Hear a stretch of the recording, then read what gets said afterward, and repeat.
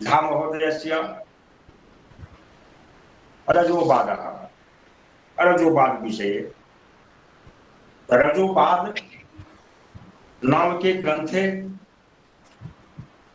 अस्माकम् आचार्येण ओझा महोदयेन ये विषयाः प्रतिपादिताः ते सर्वेपि विषयाः बहुषु शास्त्रेषु निगूढाः सन्ति। अयं रजोवादः सर हिंदी माध्यम में सर आपका प्रस्तुति हो। निवेदन है कि हमारे जो सूत्रबिंद हैं हम लोग हिंदी माध्यम से सुनना चाहते हैं आपको सर। हिंदी माध्यम से? जी जी सर। अच्छा ठीक है, ठीक है, ठीक है। हम तो संस्कृत माध्यम से बोल रहे थे। ठीक है, तो मैथिल शिरोमणि ओझा महोदय के द्वारा रचित यह जो रजोवाद नाम का ग्रंथ है, एक अद्वितीय निबंधक ग्रंथ है यह। और यह जो निबंध है, हम अंदाज करते हैं कि वैदिक वाङ्मय के जितने भी ग्रंथ हैं, ज्योतिष शास्त्र के जितने भी ग्रंथ हैं, हमने इस ग्रंथ को देखा, आज से अंत तक देखा। यद्यपि बहुत कठिन है, कठिन होते हुए भी जो कुछ इसमें से हमने प्राप्त कर सका, इसमें ज्योतिष का बहुत बड़ा सिद्धांत सब है, भूगोल संबंधी विषय का भी है, ये हम देखे हैं, नक्षत्र विद्या के संबंध में भी है, वेद विद्या के संबंध में भी है, और इसका नाम रखा गया रजोवाद। तो रजोवाद शब्द के द्वारा, रजोवाद से हमको जो अनुभव होता है, हमारे ओझा महोदय ने इस ग्रंथ का नाम जो रजोवाद रखा, रजोवाद परमाणुवाद से इसका तात्पर्य है, क्योंकि इसका जो मूल आधार है, रज शब्द के यद्यपि अनेक अर्थ होते हैं, आचार्य पाणिनि रंज रागे धातु से कदाचित असुन प्रत्यय करने के बाद नैपातनिक रजस शब्द को बनाया। रंज धातु से अगर हम असुन प्रत्यय करते हैं तो रजस शब्द बनेगा, निपातन के बल से उसका अनुनासिक का लोप होने के बाद रजस बनता है। और यह जो रजस शब्द है कदाचित सकारांत भी है और बहुत अकारांत भी है, क्योंकि यह अप्रत्यांत भी है और असुन प्रत्यांत भी है। इसलिए एक जगह आया है कि अर्थाः पाद रजोपमा, वहां रजोपमा शब्द है, वहां अदंत कर दिया गया, और तमस सत्वम रजस्तेव, इस तरह से गीता में सकारांत आया है, बहुत जगह रजांशी का है। और खास करके ऋग्वेद में जो रजोवाद है, जिसके आधार पर में यह ग्रंथ बना है, जिसका तात्पर्य है प्रारंभवाद, अर्थात आचार्य की कल्पना वहां है जब यह प्रपंच निष्प्रपंच था, जब प्रलयावस्था थी, जब कुछ नहीं था, न दिन था न रात थी, न हम थे न कोई था, उस स्थिति का वर्णन उसी को ध्यान में रख करके लगभग हम ज्योतिष शास्त्रीय आधार पर में अगर इसका निर्णय करें तो हमारे आचार्य उस समय का वर्णन कर रहे हैं, उस समय की मीमांसा कर रहे हैं, उसके संबंध में अपना तर्क दे रहे हैं, जो लगभग 2 अरब वर्ष पहले का है, सृष्टि से पहले का विषय है, जब यह प्रपंच ही निष्प्रपंच था, प्रलयावस्था थी, जब कुछ नहीं था। तब क्या था? जब कुछ नहीं था तो तब क्या था? न प्रकाश था न अंधकार था। यदि प्रकाश नहीं था, अंधकार नहीं था, तो क्या था? और यह कैसे हो गया? इसलिए इस ग्रंथ में सांख्य का जो सिद्धांत है सत्कार्यवाद, उसका भी समावेश इसमें किया गया है, और वैदिक जो दर्शन है उसके संबंध में तो है ही।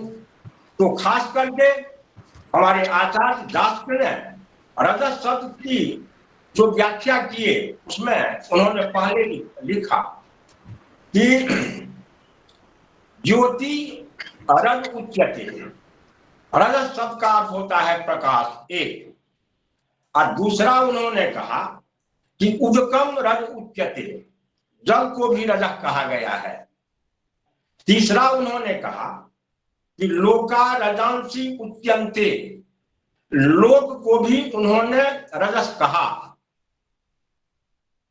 कि 3 अर्थ, चौथा और 5वां अर्थ एक ही वाक्य के द्वारा उन्होंने कहा यास्क ने कि रजस शब्द के द्वारा अह का भी ग्रहण होता है। रजस शब्द का अर्थ दिन भी होता है। इस तरह से उन्होंने 5 अर्थ को दिखलाया। रजस शब्द का 5 अर्थ निरूपकार ने किया, लेकिन इसका 5 ही अर्थ नहीं है। संसार में रजा का एक अर्थ आर्तव भी है, रजा का एक अर्थ यहाँ जो गुण है वो भी है, बहुत सारे अर्थ हैं इसके।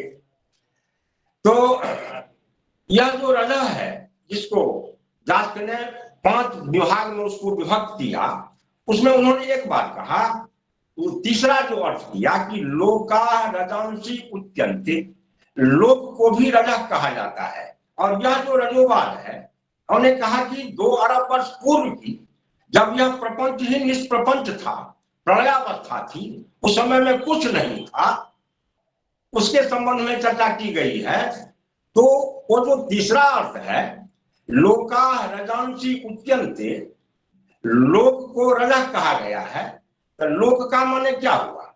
लोक्री दर्शने लोक्यते दृश्यते इति लोकाः, जो लोकित होते हो, जो दिखते हो, उसे लोक कहा जाता है। तो ऋषियों की दृष्टि में ये जो 14 लोक हैं, जिसका झलक नास्तीय सूक्ष्म में भी है, कि 7 ऊपर का जो लोक है, 7 लोक, जैसे ऋग्वेद में आया है जगह नास्तीय सूक्ष्म में व्योमा पर्वत, अर्थात यह जो व्योम है आकाश है, उसके बाद परः परस्ता तस्मात् अपि परः जे लोका सन्ति, माने भुवः स्वः महः जनः तपः सत्यम पदम्, वह जो 7 लोक है। और अधस्तात् का जो 7 है, अतल वितल सुतल रसातल धरातल महातल पाताल, भूभाग से लेकर के और पाताल पर्यंत, उन लोगों की दृष्टिकोण में ये दिखते थे। हम तो नहीं देख रहे हैं, हम तो मात्र एक लोक को देखते हैं। इसीलिए यास्क ने लोका रजांसी उच्यन्ते ऐसा कहा। तो हमारे आचार्य जो इस ग्रंथ के लेखक हैं, उन्होंने इसको माने बहुत परिश्रम से, उनके परिश्रम को उनके संबंध में क्या कहा जाए, साक्षात सरस्वती ही थे। महामहोपाध्याय मधुसूदन ओझा जी एक अपने आप में सारस्वत पुत्र ही थे, सारस्वत ही थे।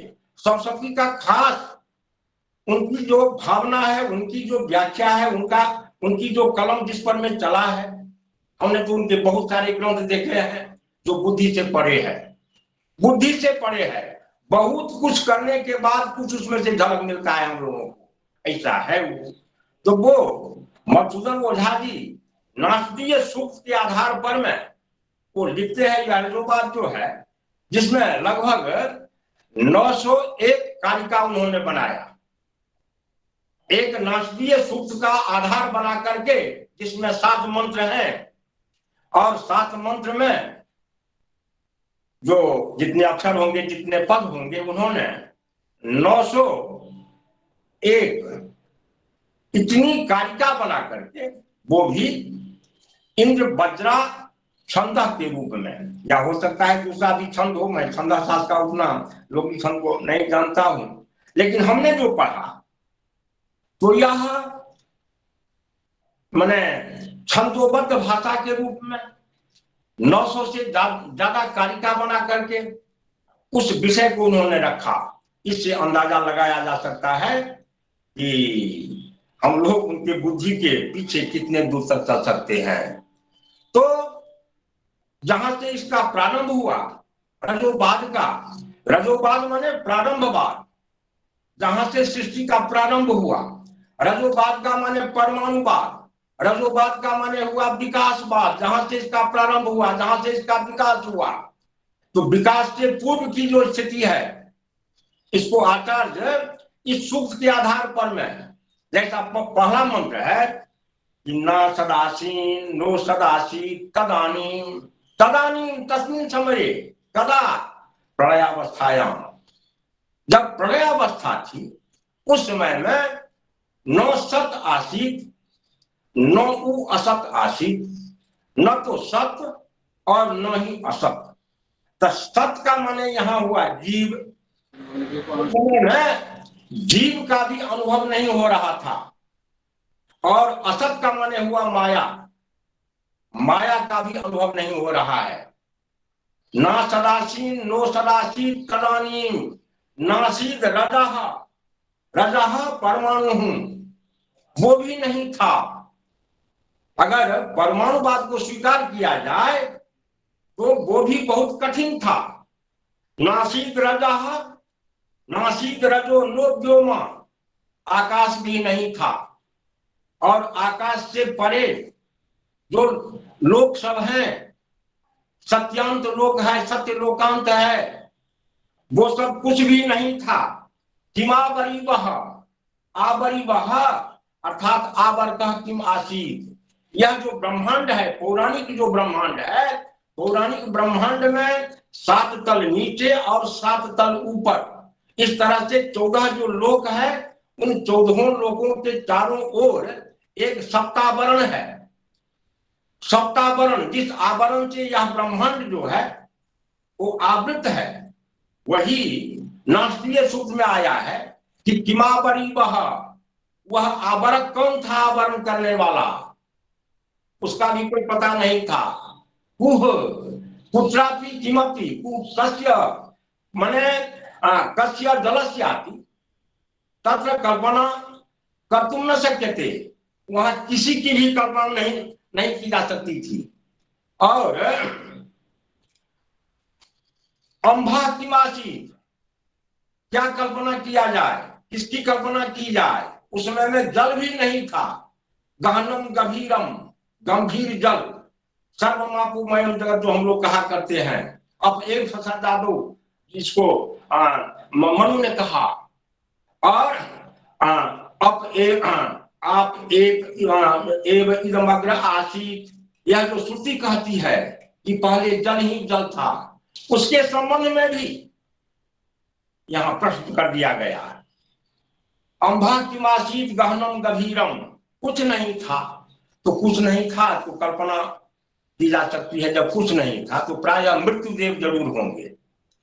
इसका संहार करने वाला जो संहारक है संसार का, तो जो ही संसार के माने सृष्टा है, संहर्ता है और पालयिता है। तो संहर्ता, पालयिता और संहर्ता सब एक ही है। वो एक ईश्वर है जो अद्वितीय है। तो वो जो था, तो कहता है कि हो सकता है कि उस समय में प्रलयावस्था में, निष्प्रपंचावस्था में, तो न मृत्यु राशि, मृत्यु हो सकती है, इसीलिए कुछ नहीं होगा। मृत्यु ने सबको कबलित कर लिया।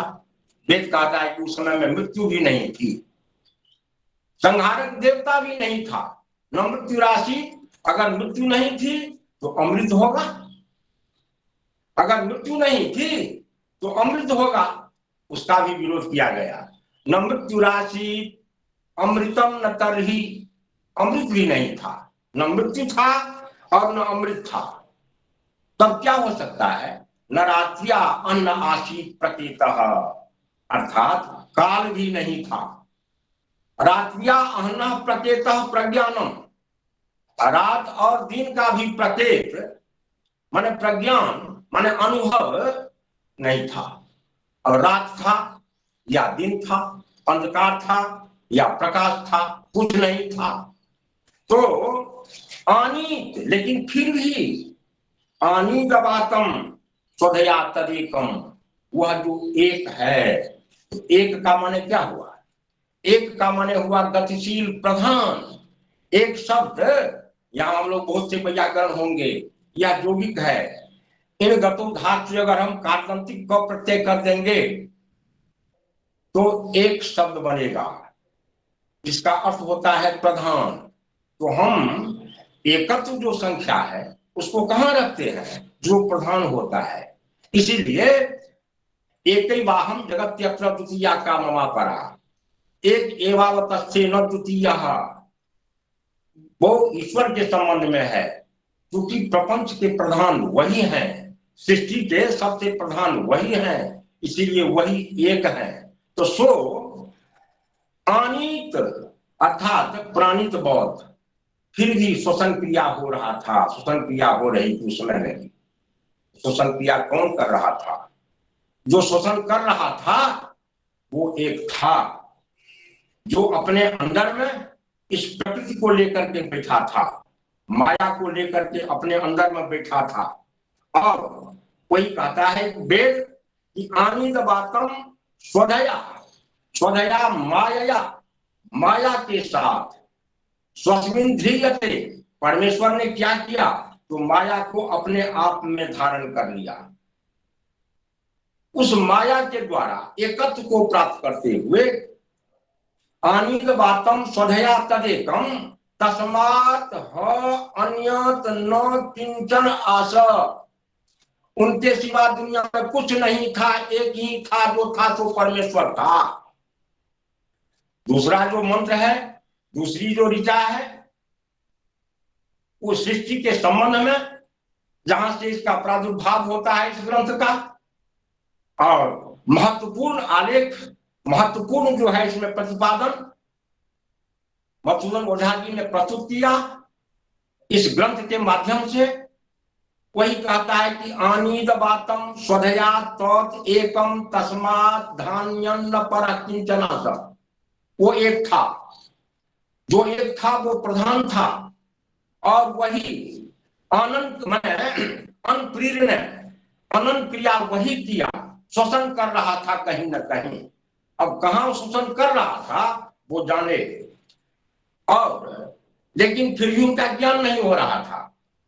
अगला मंत्र कहता है इस रजोवाद के का जो माने उपजीव्य है, रजोवाद का जो उपजीव्य ग्रंथ है, उपजीव्य जो सूक्त है जिसके माध्यम से लिया गया, वहां कहा गया है कि तम आसीत, अंधकार ही अंधकार था, तम आसीत तमसा गूढ़म अग्रे, तमसा गूढ़म अग्रे, अग्रे तदानीन्तने सृष्टे प्राक प्रलयावस्थायाम केवलम तम एव आसीत।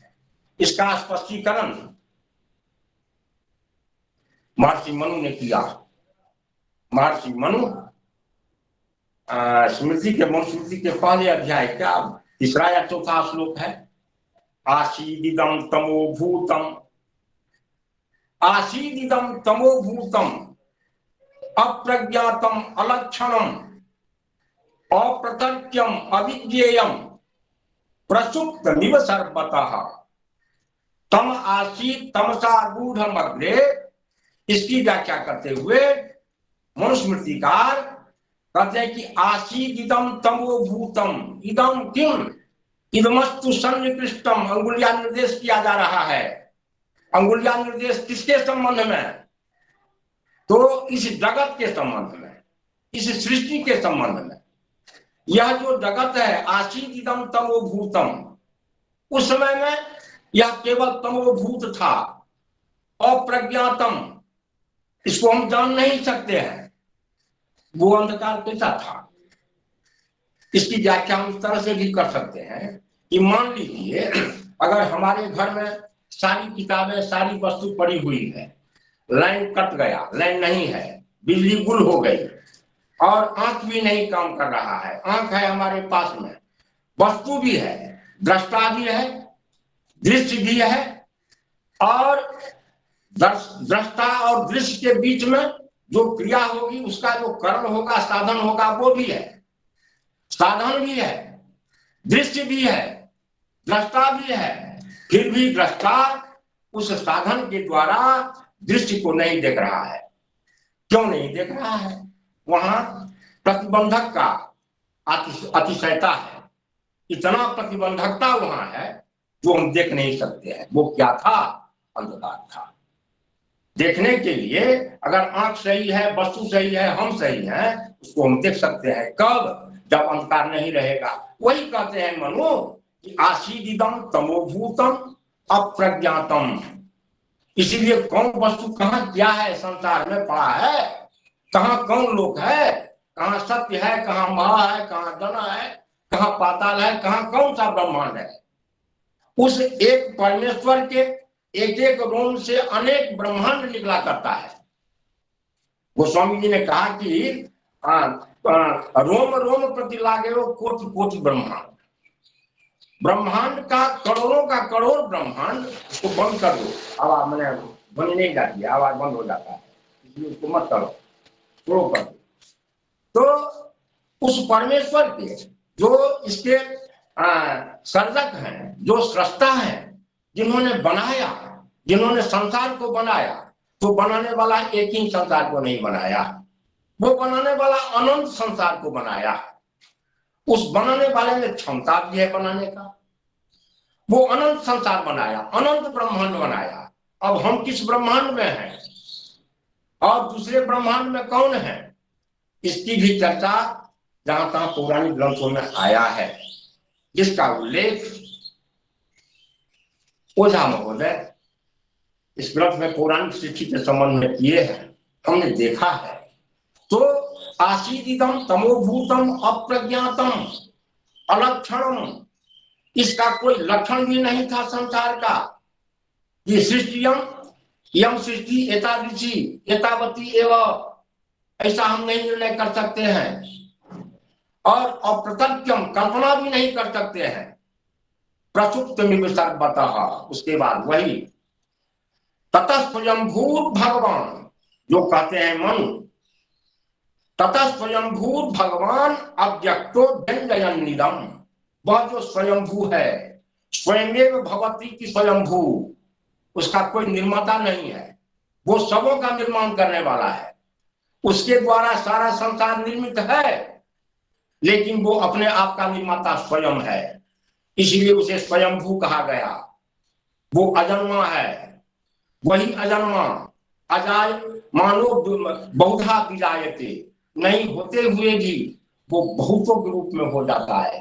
इस तरह से जो तम आसी तमसा गूढ़ अग्रे अप्रचेतम सलिलम सर्वमा इदम, इदम जगत से सलिलम, सलिलम का माने, सलिल का माने जल होता है, सलती सलिलम, अगर सलगतो धातु से इलत प्रत्यय हम कर देंगे तो सलिल शब्द बनेगा, गतिशील होगा। तो यह जो सृष्टि है आचार्य ने दिया है रजोवाद में, अग्नि फोमात्मक जगत के प्रकरण में इन्होंने दो तत्व का वहां निरूपण किया, अग्नि तत्व का और सोम तत्व का। सोम तत्व क्या है और अग्नि तत्व क्या है, जो इस रजोवाद ग्रंथ में आया है कि सोम तत्व एक तरह से स्थावर है, और वो जो अग्नि तत्व जो है वो उसे गतिशील करता है, उसे फैलाता है। आया है प्रसंग आगे, तो इसमें है, इसका जो मैंने उपजीव्य ग्रंथ है नासदीय सूक्त, उसमें सलिलम सर्वमा इदम, आह प्रयोग भी यह अस्धात का है, आशीत आस्ताम आसन, आशी प्रयोग होता है, आह कर दिया, तो टिप का लुक करने के बाद आह प्रयोग बना दिया गया। तुच्छे नागवपीतम जदाशीत तपस्तन महीना जायते कम, और उन्होंने तपस्या के बदौलत सह तपो तप्यत, वो परमेश्वर उन्होंने तपस्या किया, और तपस्या करने के बाद जो माने जीवात्माओं की सृष्टि हुई, तो सबों को लेकर के प्रकृति माने परमेश्वर सभी जीवों के साथ और प्रकृति के साथ लेकर के सोए हुए थे, अपने अंदर में रखे हुए थे, और वो परमेश्वर स्वयं अव्यक्त होते हुए संसार को व्यक्त करते हैं। अव्यक्तो व्यंजयन्निदम, स्वयं अव्यक्त होकर भी संसार को व्यक्त करने वाले जो परमेश्वर हैं, उन्होंने इसको बनाया। और इस भावना को जो ततीस्या कवयो मनीषा इसमें आया है, मैंने कवया अतीत अनागत वस्तु नाम दृष्टा, आक्रांता माने आक्रम्य दृष्टा, वो उसे कवि कहा गया है। जो क्रांतदर्शी हैं, जो भूत भविष्य वर्तमान सबको जानने वाले हैं, उन्होंने अनुभव करके इस बात को सोचा विचारा कि सबों को लेकर के वह जो था वो रखा हुआ था। उसके बाद इसका विवरण हुआ, रजोबाद का विकास हुआ, सृष्टि का जब विकास हुआ तो कैसे हुआ। तो सृष्टि के विकास के क्रम में तो रश्मि रेखा, जिस तरह से भगवान सूर्य का जो किरण है वो चारों ओर जाती है रश्मि, उसी तरह से यह जो सृष्टि है सो उस ईश्वर अजन्मा के माध्यम से, स्वयंभू के माध्यम से अनंत रूप में चारों ओर बिखरा। वो जो चारों ओर बिखरा सो पहले किधर आया, तो तिरस्कीलो विदतो रश्मि रेखा अधः चिदासीत ऊपर चिदासीत, या तो वो नीचे या ऊपर या तिरजा चारों ओर था। और हुआ क्या उसमें, तो रेतोधा आसन, रेता को धारण करने वाला जीव, और महिमान आसन, महिमा का माने हुआ भोग्य विषय, जैसे पृथ्वी जल तेज वायु और आकाश, ये जो पांच महाभूत हैं। और पांचों महाभूत के जो पांच तन्मात्रा है, रूप रस गंध स्पर्श और शब्द, तो पंच तन्मात्रा से युक्त जो पंच महाभूत है इसी को महिमान कहा गया है, महिमा कहा गया है। यह माने महत्वशाली है। इसीलिए तो रेतोधा आसन, महिमान आसन, इस तरह से पहले जीव को इसमें बनाया गया, और जीव के बाद उसका जो संसार है, उसका जो आधार है, उसको भी बनाया गया। इसीलिए यह जो ग्रंथ है रजोबाद, उस रजोबाद नामक ग्रंथ में एक प्रकरण है जो आवपन सर्ग, उसमें एक प्रकरण आवपन सर्ग से नाम से भी आया है। तो वो जो आवपन सर्ग है, आवपन का माने क्या हुआ, बप संबंधे असमन्तात उच्यते जत्र, अर्थात आधारभूतः आयतनम आवपनम, जिस आधार पर में उसको रखा जाए उसी को आवपन कहा जाता है। तो वो जो आवपन था इसमें, उसमें सोमस्तु बिंदुम, और हमने पहले कहा था कि लगभग 900 श्लोक से ज्यादा इंद्र बज्रा छंद के माध्यम से ओझा जी ने इस निबंध को, इस संग्रह को रखा। यह एक अनुसंधान का विषय है। इसका एक एक श्लोक जो ज्योतिष शास्त्रीय दृष्टिकोण से भी इसका किया जा सकता है, पौराणिक दृष्टिकोण से भी किया जा सकता है, और वैदिक वांग्मय के माध्यम से भी किया जा सकता है। तो उसमें जो कहा गया है कि सोमस्तु बिंदुम कमतीह केंद्रम कृत्वा तम अभ्येसित सर्वदिग्भ्यः, चारों दिशा से यह जो रजो है, किसका रजा, तो सोम का रजा।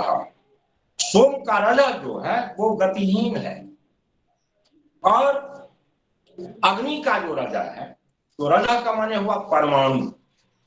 तो सोम संबंधी जो परमाणु है वो गतिहीन है, और अग्नि संबंधी जो परमाणु है, अग्नि संबंधी जो रजा है वो गतिशील है।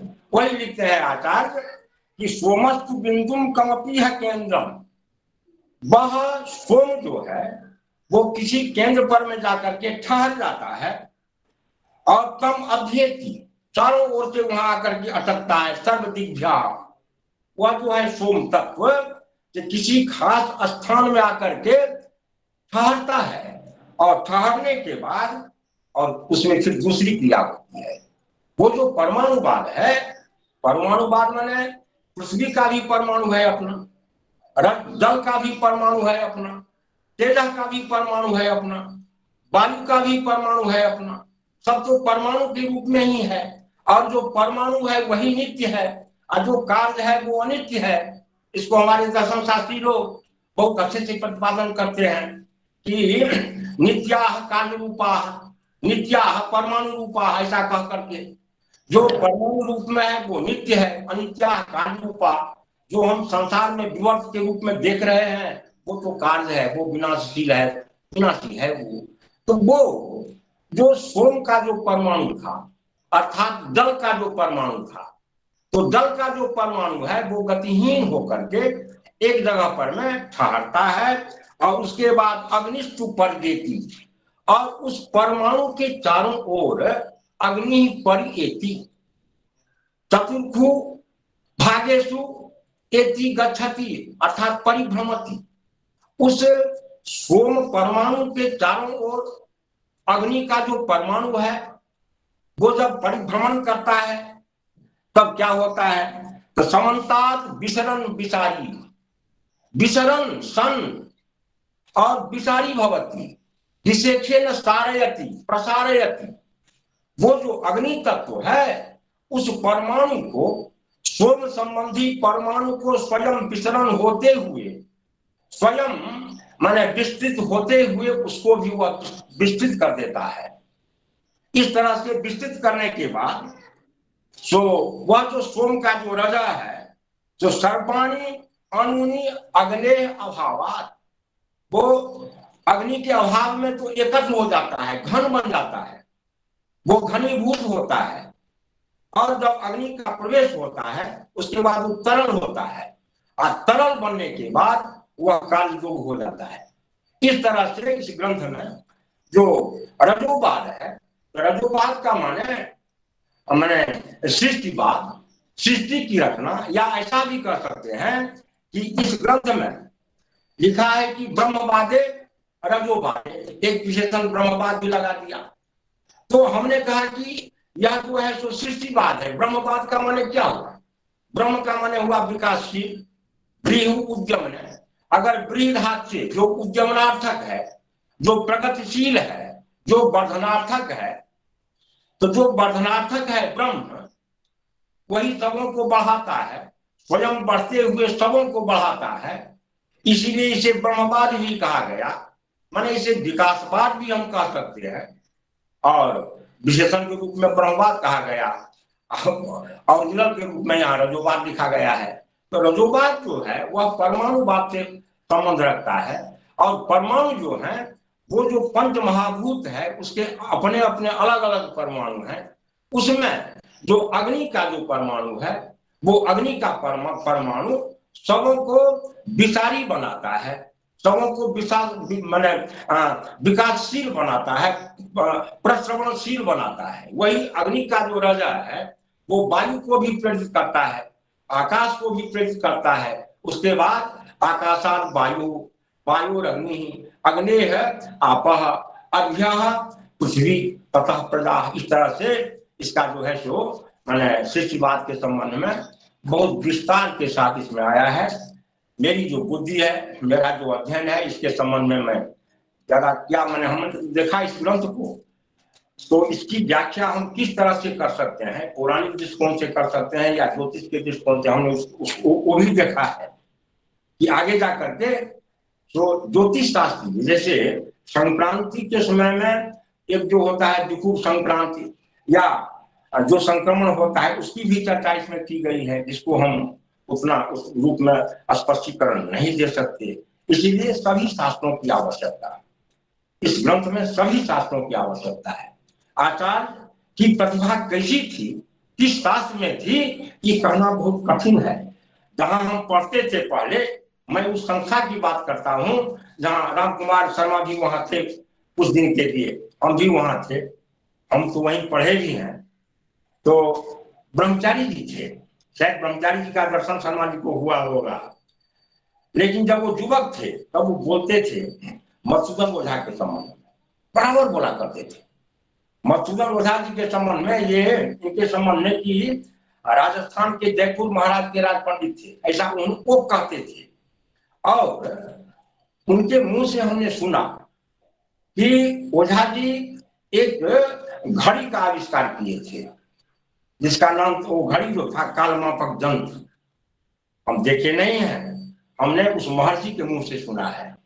जो एक कालमापक यंत्र बनाए थे काठ का, लकड़ी का, और उसमें 60 वर्ष के बाद उसमें चाबी भी पड़ती थी, ऐसा हमने सुना। और कल्पना कीजिए कि जड़ से चैतन्य बनाने वाली जो प्रतिभा है वो जिस महापुरुष के पास में होगा और उसका जो निबंध है, उसका जो लेख है, हमारी क्षुद्र बुद्धि उसमें हम कितना प्रविष्ट हो सकेंगे, इसके लिए तो एक बार नहीं कई बार इसका आरोहण होना चाहिए, इसका बराबर मंथन होना चाहिए, इसमें से सत्य को निकालना चाहिए, तब ये हम आचार्य जी की जो भावना है वहां तक हम पहुंच सकते हैं।